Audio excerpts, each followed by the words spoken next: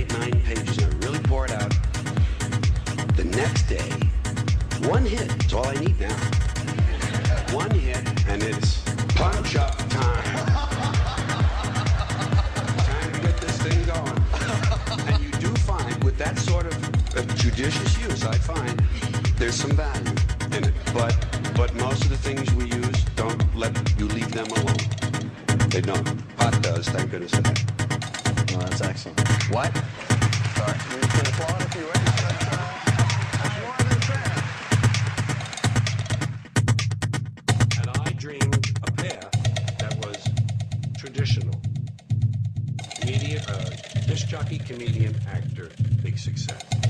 A mainstream dream. Meanwhile, what I really was an outlaw and a rebel because I had lived that kind of life. I got kicked out of 3 different schools.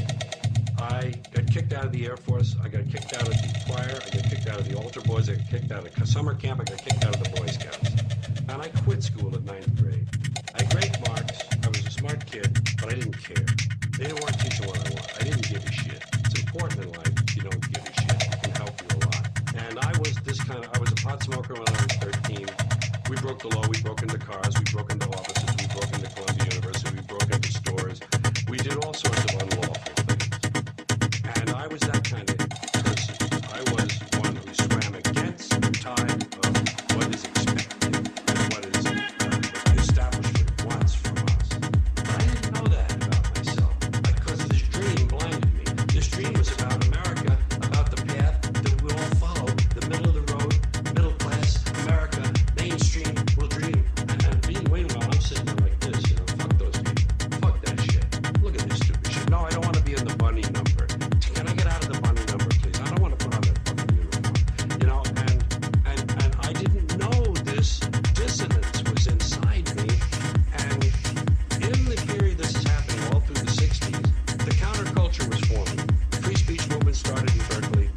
The hippies were growing into a force. Peace, love, flower power, pot smoking, anti-authority. See, bing, bing, bing, bing, anti-authority. Throw over the establishment. Burn down the math building. Wow. Ding, ding, ding, ding, ding, ding, ding. So I gravitated toward that because I was that person, really. And the people I hung around with were that way. The musicians I knew in the late 50s had gone through that transition. Suddenly they looked different, and their music changed. And I'm listening to people like the Buffalo Springfield. I'm listening to Bob Dylan. I'm listening to these people, and I realize these artists are using their talent to project their feelings and ideas, not just please people. And I began to take some acid and some mescaline. I didn't overdo it. I had a couple trips that weren't the best, but I had a lot of great trips.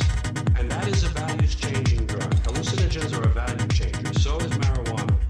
Like it or not, it changes your values.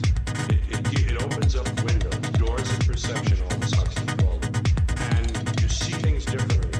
And I suddenly was able to see my place and to realize I was in the wrong place. You see, in 1967, the summer of love, the peak of the hippie movement, I was 30. I was entertaining people in nightclubs who were 40. And they were at war with their kids who were 20. It was a generational war. I was in the middle of it. I was 30 to 20, 40. And I'm going, what the fuck am I doing over here? These are the people that will at least understand me and give me a chance. I was just expanding. I was just expanding naturally. It wasn't forced. I had denied that part of myself. I finally came into full flower. And I never became a really big success. That's a lie. And I was a pot smoker when I was 13. We broke the law. We broke into cars. We broke into offices. We broke into Columbia University. We broke into stores.